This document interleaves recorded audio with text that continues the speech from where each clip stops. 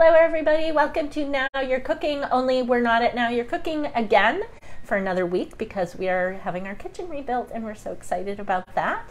But we are at Mike and Betsy's house with Johnna Stanton, who is a local English teacher at Morse High School and a yoga teacher and a gluten-free enthusiast. Indeed. Not by choice? Not by choice. Gluten and dairy-free. Not by choice, yes. Yeah. So we're going to make a pie tonight. Yeah, so we're excited. So we're going to make the pie crust and we'll show you how to make the filling and put it all together, and we have the pie in the oven. So we'll pull that out when it's ready. Couple things to remind you of. It's Be Bath by Bath season in Bath. So every time you go into a shop, I think it's pretty much everybody, almost everybody's participating, you get a card. They put their name on the back, put a sticker on the front. You have to shop at 4 different locations for each card, and then you put them in the hives. They're tall red square buildings outside of City Hall and down by Lisa Marie's. Stick it in there. You can enter as many times a week as you want. This is going on through the end of March, through the 31st, I believe.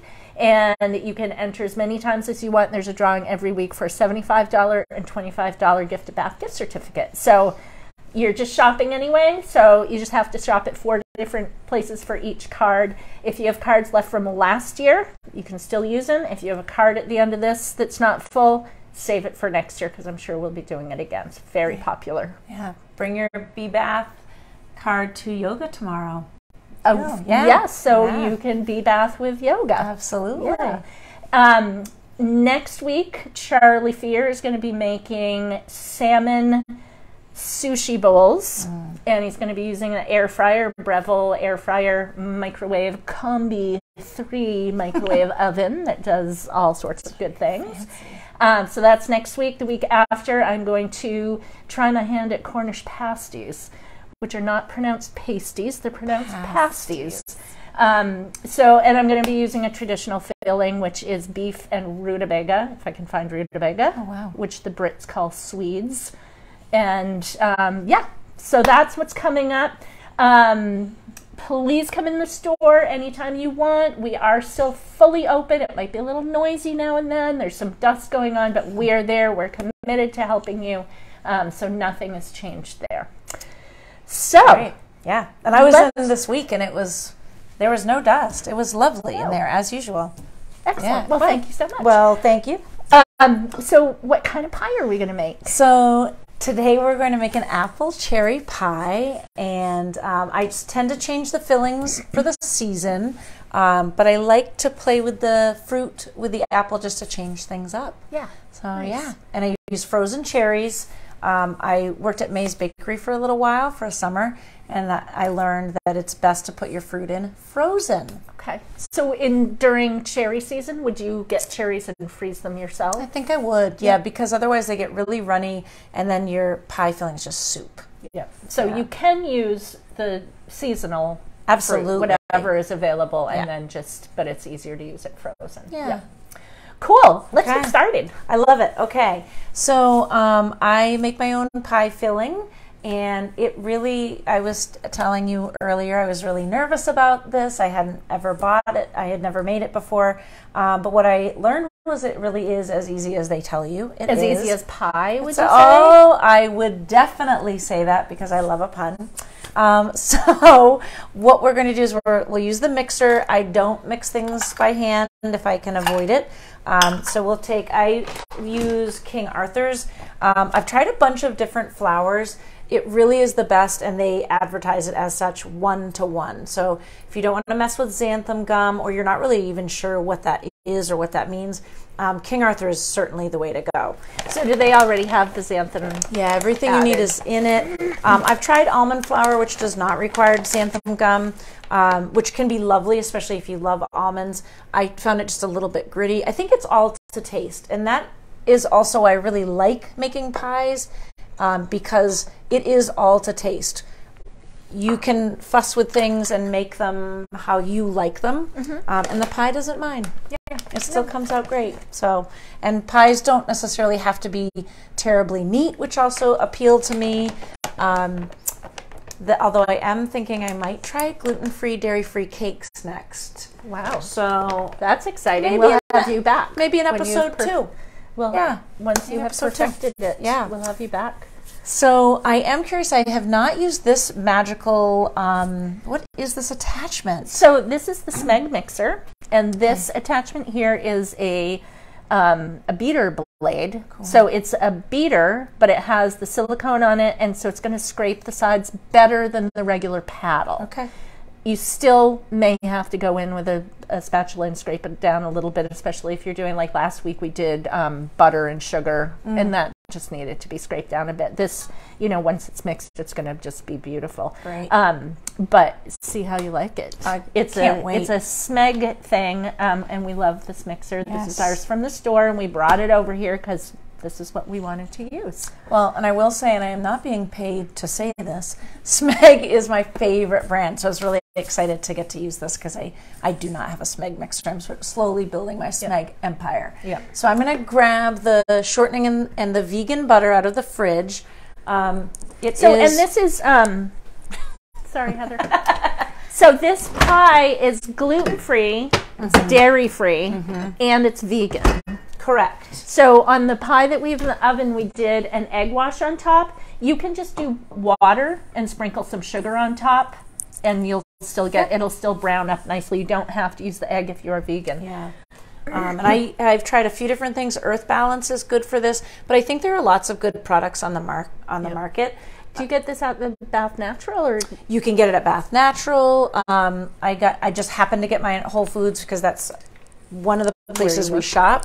Not unrelated, I think you said earlier, the gluten and the dairy-free lifestyle is not by choice, but what I have found is, and you might have to help me with this, there's still lots of really wonderful food that you can eat, and the other part that I've tried to change with pies, one of the reasons I went with pies instead of cookies or cake as my go-to is I try to eat less sugar. I love sugar. And I know people who say like, oh, I went sugar-free, I feel fantastic. I have never felt that way. I don't want to live sugar-free. but this allows you to cut that. It does. And there are only 2 tablespoons of sugar in the entire recipe. So I don't add any sugar to the, to the filling. And there are only 2 tables of sugar that go into the pie crust. So I'll do that now. Okay. Thank you. And the sugar in pie crust, I think, is mostly to brown it. It's not really for flavor. It's so that it will brown. Which is why when you do your the top, the egg wash will brown because there's egg in it. But if you don't want that egg, like I said, if you just do water and then sprinkle sugar on, that will brown the top of it nicely as well. I'll just grab an egg. Okay. Really quickly. I'm sorry I did not get that. Now, do we want this to be like a biscuit dough where we don't want it overmixed? That's a great question. You definitely do not want to overmix it. So is this looking good right now? That looks good. Is this looking like egg? It definitely needs the egg and it needs the water. Sometimes when I do this, I'll find I add more water. Maybe I've inadvertently just poured in a little more flour than I meant to. It's really easy to fix.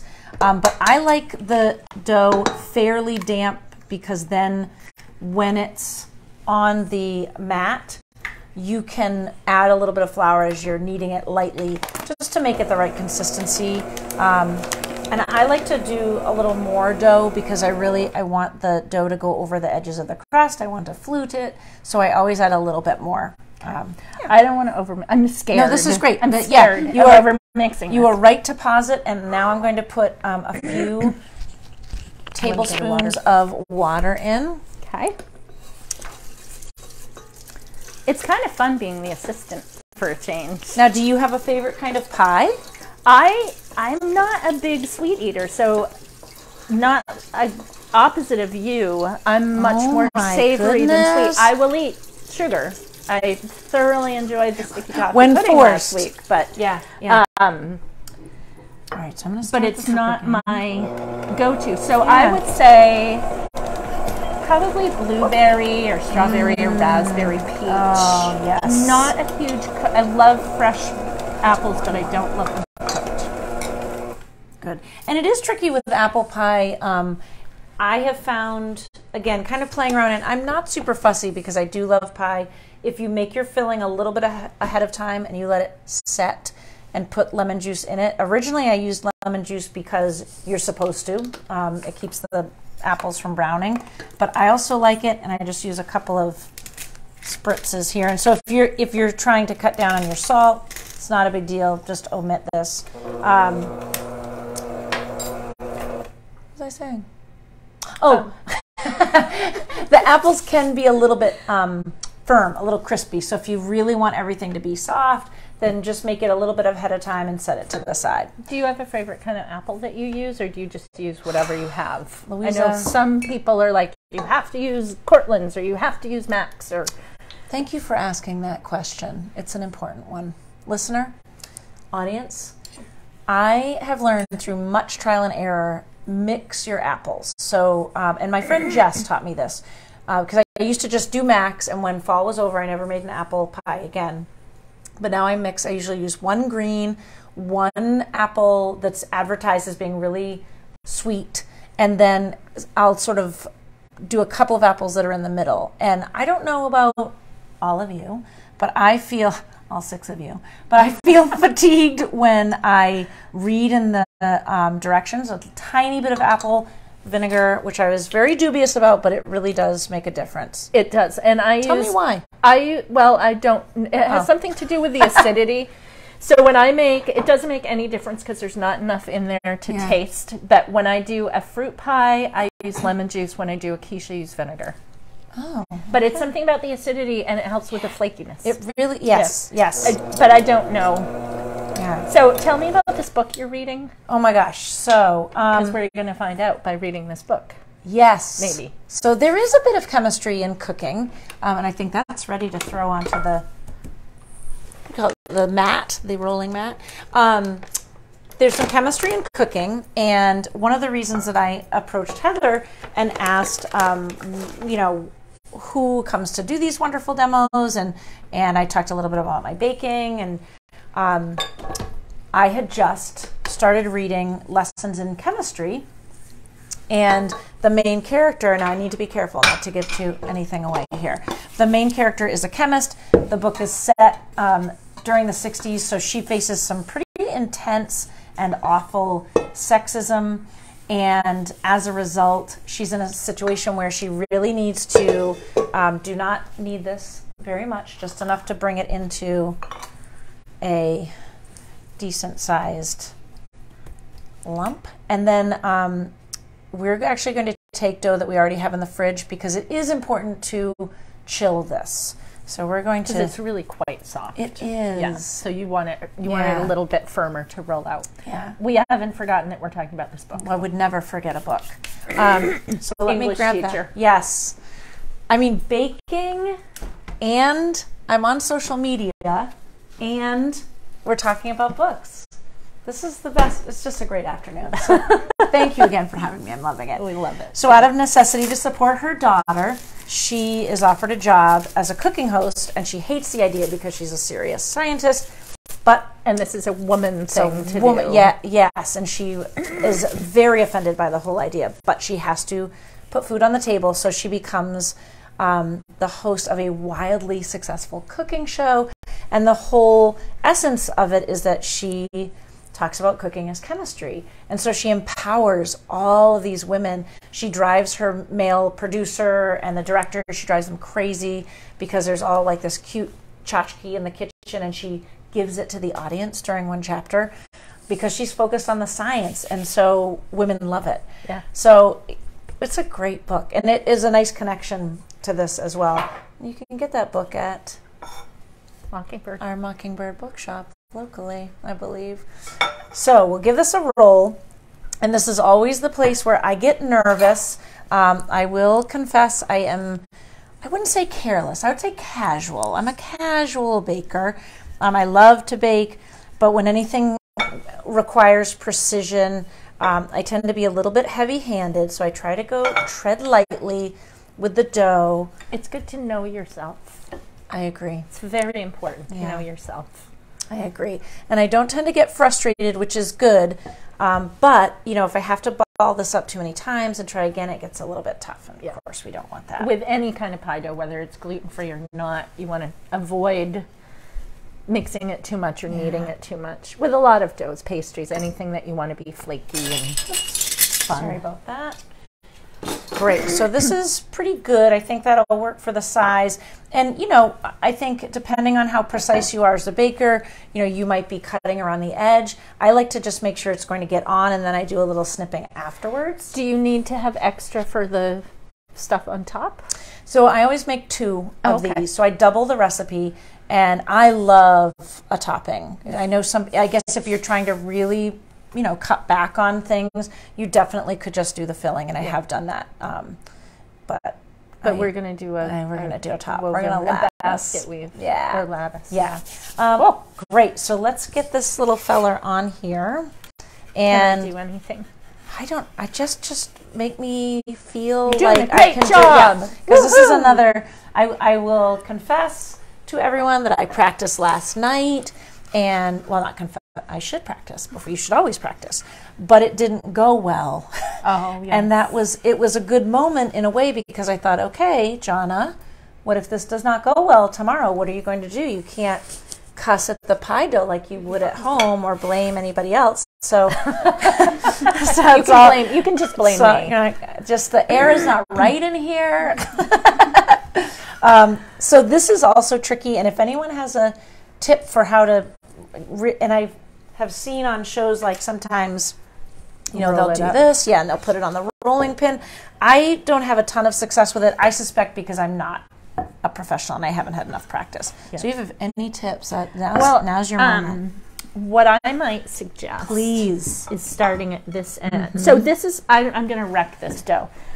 So it is very tender. Yeah. So it is hard to work with. But I would maybe slide the pie dish under the dough as we go along. Yeah. And you also, the bottom, so this is a silicone baking mat, which is really helpful. But then there's also flour on it. Oh, no. No, it's okay. This is not chilled as much as I would normally chill it. And this is just what I did last night. When it didn't work out, I did. I just made it into a puzzle. And honestly, my latest mantra is, we'll figure it out. We'll figure it out. Yeah. And another nice thing about a pie, and I was thinking about this last night, is it's forgiving. So really, all anybody cares about is how it tastes. And no one sees the bottom of this. We don't have any. Paul Hollywood would love. I was just going to. Pie last night. I did make that pie last night. Yeah, please do. Yeah. So it looks like that, and that is beautiful. And we've got about brown up nicely. Yeah, a little bit of time left on that.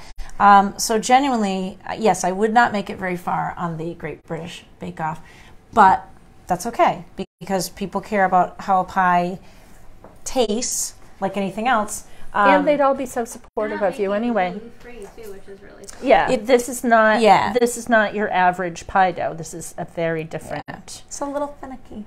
Yeah, it's a little finicky. But you know what? We're going to make it gorgeous. That's right. And the lattice really helps if you want to lattice your pie dough. Or what I sometimes do is I'll grab a cookie cutter and I'll put the whole sheet over, and then I'll cut shapes out of it. Or I'll make the whole topping out of the cookie cutter shapes. There are a million ways you can do it. And this should go a little bit more smoothly because this has been chilling since last night. And to that note, we have some really adorable, have you seen our mini cookie cutters? Yes. We've got dog bones, which you probably wouldn't use for this, but we've got little pigs, which you could use if you're making a pork pot pie. Or there's flowers, there's leaves. If you have like a music lover in your life, there's a music note. You have all kinds of great stuff. Yeah. Or you can use regular size, but I love those minis. Yeah. I had a very short-lived dog treat phase where I made a lot of dog treats. Skeeter, if you're watching, you are my inspiration. Skeeter, hi Skeeter. And hello to my husband. He gets so mad when I'll greet the dog first. But you know, Brian just isn't quite as enthusiastic as Skeeter is when I come home. And he didn't like the dog treats? Didn't like the dog treats, but Skeeter loved them. Good. But I got a lot of really great different size bone cookie cutters from your shop when I was, So this is almost this one because it was not refrigerated as long. It's kind of like cookie dough-ish. Yeah. And which means that, so we put it in here and it didn't look great, but now we've just kind of, you just squish it in there and it looks, it's beautiful. It's just gorgeous. Oh, look at that. Look at that. And the other thing I like about making pies, especially apple pies, although in the summer, we were chatting about this earlier, my favorite is to do just a mixed berry because it's in season and it's just delicious. I love mixed berry. But I always just grab all my apples and then I peel them, sitting down and just chatting. And then I like it because it's pretty a low maintenance dessert. Yeah. So that's nice too. I will say, having tried several different fruits, let's see how popular this is on social media. I'll know I've made it if you become an influencer. Maybe I'll make someone mad today. I tried pear with the apple. So every week I try a different complementary fruit, and really pear does not hold a lot of flavor in a pie. I cannot recommend it. No, there are certain pears I think that you can use that are naturally hard. But, if you're somebody who likes a nice juicy pear, they don't hold up. They just turn to mush. No. Yeah. Peaches were good. Peaches were very good. Peaches are awesome. Nectarines. So I'm just going through. I have a pizza roller at home that I use for this. And again, this is not precise by any means. And it doesn't need to be. I'm just going to make a lattice. If you're making pie for somebody that's going to criticize the way it looks, then they just shouldn't get any pie. And that's my feeling. I think you're right, and I've never met anyone who got a piece of pie and was like, "What's this lattice?" It tastes great, but it's ridiculous. Just looks awful. I can't eat it. Not a fan. Yeah. People are so grateful when you bring them just a slice of pie. Oh yeah. And it's nice to share. Or imagine having a friend or family member who's gluten-free, and you're learning how to make this, and you go and you present them with a pie or a slice of pie, and they're like, I can't eat it, I'm gluten-free. And you're like, no, you can eat this one. Yeah. And what a great feeling for you. Yes, very much. I have a student actually in one of my English classes who's gluten, and I think maybe dairy-free, and I made gluten and dairy-free gingerbread cookies because for our yearbook class we do a gingerbread competition, which did end in scandal and tears. But that's another episode. And she wasn't eating anything, and then when she realized that the gingerbread cookies were gluten and dairy-free, she could participate. And she has already requested her birthday pie. Nice. So. And you don't have to be gluten-free to enjoy this pie. No. My husband likes it a lot because, like you, he does not like sweets, but I stay with him. You get the strong. Yeah. He's a very lucky man. Well, this is what I keep telling him. Yeah. But he really likes this because it tastes good, but it's not cloying. He does not it's more the flavor of the real fruit, not the flavor of the sugar. Yeah. And so what is it? But if you do want a sweet, you can add sugar to the filling. Absolutely. It might make it a little juicier. I'm trying to think what sugar does besides make it sweet and delicious. I think that's really it. Yeah. It's just really, really good. It's just really good. You won't be able to eat as much, which might be a good thing, right? I feel like I could eat a half a pie in a setting. We'll edit that out. Oh no, we're live. We're live. Sorry, Johnna. Just kidding. I should have told you. Possibly. Don't say anything you don't want. That's to be heard. But I think the nice thing is, again, that's the nature of fruit, is it's already so sweet that you really don't need it. But I would never have dared to make it without sugar if I hadn't done it by accident the first time. Yeah. And I didn't realize it until we were eating it, and Brian said, "Oh, this is really good." And I thought, "Oh no, I didn't put sugar in it," and it was. It was so good. I am sure everybody else knows this, but I had to learn this the hard way because, like I said, I'm a pretty casual baker. When I was peeling apples for years, I would I would leave a little bit of the skin, and then I would create apple pies that were fine, and everybody was really polite and ate them, but they are not delicious, and the skin does, it affects, gets stuck in your teeth. It gets stuck in your teeth. It does. I don't think it tastes as good. So I think if there's one thing I would not be casual about it now is peeling the apples. And it's not that it doesn't taste good, but the consistency would be different. Which brings me to the point that there's not a ton of cherries in here, but I love that because every time you get a bite, it's going to go pop in your mouth, and you're like, oh, I thought this was an apple pie, you know? And then it's just like this surprising, nice big pop of flavor. Yeah. Awesome. So what's in the filling? So, thank you so much for asking, narrator. So in the filling itself, and again, there is no sugar. I put the lemon in, 2 tablespoons of that, a dash of salt, leave it if it doesn't suit you, a 1/4 tablespoon of vanilla. Usually I go maybe a little heavy. On the cinnamon, I do about a tablespoon, and then 1/8 of a tablespoon of the nutmeg.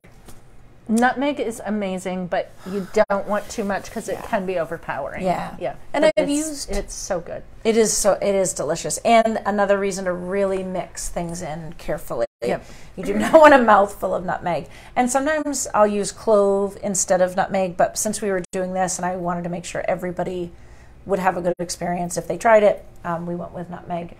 And our recipes are on our website, and we'll be posting them in the comments on this video, and tomorrow morning probably we'll have it posted on YouTube, and there will be a link on YouTube also for, is it the pie dough and the filling? So pie dough and this filling, there will be a link so people can make the pie themselves. All right, so this is... Well, let me add one more thing because this is something I know I stopped talking about ingredients. And I really need to thank Katie Winglass for this too, because this is where I learned originally how to make pies. And again, you guys might all know this, but she would grate lemon and put it in any fruit pie she made. And before I worked at the bakery, I probably would have skipped that step, and it really is worth just doing a few grates or to taste. Like I really like a lot of lemon in mine, but not a step to skip for sure. So, and the peel is not the same, as everybody knows. I don't have to tell you this. Like if you eat too much pith on your orange or whatever, it's a little bit bitter. But the flavor of the skin, and you don't want too much pith, it's lemon flavor without the zing and acidity of the lemon. It's just like it's like lemon flavor, and it just adds to so many things that you cook. I agree. Okay, great. So let's lattice this. Okay. And I just and it is, you know, again, the crust is a little finicky. It's not as solid as it would be if it weren't gluten-free. And I guess what I would say, if you're anything like me, don't get frustrated when it breaks off like this. That is normal. And I wonder if you, like, once you cut it, if you had it on a sheet pan, for example, you could stick it back into the fridge or into the freezer, and it might be easier to handle. But again, we go back to, it doesn't matter what it looks like, it's going to taste great. And it is funny to me, it always does end up looking fine, because my lattice every time looks a little different, and it has a little character. And I think it really is up to you how deeply you care about it, because nobody you're giving pie to is going to care. Right. I will stand by that statement. I would agree wholeheartedly. I do wish I were a little better at doing this for everybody. I know my mom is watching, probably, and Mom, I'm really trying to get this. Johnna, okay, we'll just try this. I know. I know. I'm just going to try. Also talking, Yeah. Well, if you ask my students, I take full responsibility for being so distracting. My students will tell you I really never stop talking. Yeah, perfect. So this is just another day where I'm just chatting and trying to do 3 things at once, and that's okay. All right, great. One trick I learned that, again, I'm sure everybody else knew it, is if I do one and then the other and then one and then the other, it looks like it's woven, which is more quite, basket weavy. Yeah, very basket weavy, and I like that a lot. And with regular dough, you could like fold it back and put it under and like really weave it, but I don't think you probably could do that easily with this. But it doesn't matter. No, and it's pretty warm in here, so everything is getting soft. And so if it does stay colder, great. But again, I think that is kind of up to you. What's important to you? And if you don't feel like fussing, and if you don't have the time, like a lot of times, honestly, I was saying earlier, this all came about because I found it very relaxing on a Sunday afternoon to make before school, and I really just wanted to make a pie. I wasn't going to fuss with chill times and coming back and setting the filling aside, and that's fine too. It all tastes great. Yeah, and as you said before, you could take a cookie cutter. You could do another flat sheet. That's the other thing you could do is if you had a smaller rolly silicone thing, is you could probably take it and flip it into the pie dish and onto the top. So that's another option if you're trying this, if you do want it to look pristine. Yeah. But like you said, I mean, character. This pie has a lot of character. It's beautiful. Yeah. And they usually do. I will be honest with you, my pies never look a lot better than this unless I've bought the store-bought gluten-free dough. And I also will say, if you feel like, I know she's saying it's easy, but I really don't want to mess with it. There are good store-bought gluten-free doughs, and they have their little I don't want to say tougher. They have more integrity. So if you wanted to do that, because this isn't beautiful, but it's gorgeous. Very homey, and it's going to taste great. So we'll put an egg wash on this, or water and sugar if you are trying to be vegan. That's right. That's right. So how long do we have on the other pie? So we've got. We could probably pull it out for our purposes because it's about 5 minutes, but I tend to keep it a little bit longer. I usually cook them for about an hour. And that's mostly just for the apple. It's not for the crust. The crust is ready to go. The filling is ready. But if I want to make sure my apples are really soft, I'll give it a full hour at 375. Okay. But let's put it over here. Let's take a look. Okay. Ooh. It smells so good too. Does smell you can really good. Smell the cinnamon and the apple, and it's beautifully browned. That is just gorgeous. And so with that one, you went around with a fork and did the edges. I did indeed. Yeah, that is so beautiful. And it really smells amazing. Yeah. It smells like a pie, like a regular pie. Yeah. And frankly, it doesn't look any different. And I'm sure it tastes just as great as a gluten-full pie. And I have tried it out on a fair number of people because I'm not terribly picky, but I really was curious, is this good, or am I talking myself into this because I have these dietary needs and I need this? Yeah. I need this in my life. And everyone, probably some people were being polite, but not teenagers will tell you the truth. And I've made several pies and brought them in, and they've gotten rave reviews. So as the kids say, I'm in my pie era. You're in your pie. And I'm bringing everybody with me. That's great. Well, we're so glad you brought us with you today. This has been so much fun, Johnna. We love having you. I have loved being here. I cannot wait for the cakes. The gluten-free and vegan dairy-free cake. I think that's our next journey. Yes. Let's see what we can do. Carrot cake usually, it has eggs, but you could do eggs. It just wouldn't be vegan. But usually it's made with oil, not butter. So you just have to figure out the right flour. It's time to start fussing. Yes. Well, my son's getting married in August, so maybe a little rehearsal dinner cake. We can, we're happy to have you bake it here or in our new kitchen. Okay. Either way, love it. Thank you so much for having me. This has been so much fun. Thank you for joining us. Welcome. Don't forget that we have Bee Bath, Buy Bath going on, and this Saturday is Winterfest, and in Bath, downtown. It's Friday and Saturday, I think. Saturday we're going to have Steve, the Greek vampire, back in the kitchen. Well, not in the kitchen, in the store, and he's going to be tasting his scorthalia, which is a really delicious Greek garlic dip or spread. Next week, Charlie's going to be making the air fryer salmon sushi bowls, which is going to be so delicious. A week after that, I'm going to be making Cornish pasties. And we look forward to seeing you then, and we look forward to seeing you in our kitchen again. Thank you. And if you're downtown, come to yoga at 4:30 tomorrow afternoon, candlelight. I also will... And get your Bee Bath sticker. Get your Bee Bath sticker. And next Monday night for Valentine's Day, I'll be hosting a restorative class and serving this pie at the end of it. So how's that? It's restorative in many ways. And it's at the Biosophical Institute. So he has perfect. this beautiful kitchen, so it'll be nice. It's a great spot. Yeah. Thank you, everybody, for joining you. us, and we'll see you again next week. Bye.